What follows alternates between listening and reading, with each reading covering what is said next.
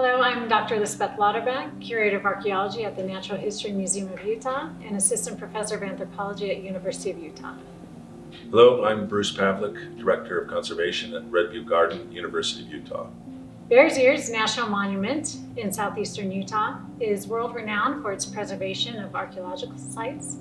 There's over 100,000 archaeological sites, many of which are ancestral Puebloan cliff houses, similar to what we see in national parks like Mesa Verde.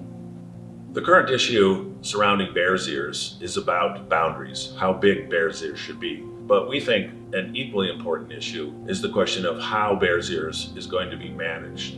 And it's not just about preserving and managing the archaeological sites, like the cliff dwellings and whatnot. It's about managing and protecting the ecosystem resources that surround these sites. And it's important to manage these resources because these are still important for a lot of the tribes today. And our research has shown that many of those plant resources surrounding archaeological sites have actually descended from the ancient Puebloan people themselves. Either accidentally or intentionally, they gathered the seeds and the propagules, the tubers of species that are rare across the Bears Ears landscape and brought them to their habitation sites. They may have been gardened, or they may have simply been discarded in trash piles, but nevertheless, around those dense archaeological sites, we find a rich treasure trove of native plants that are rare across the landscape and would have been of great significance to those people.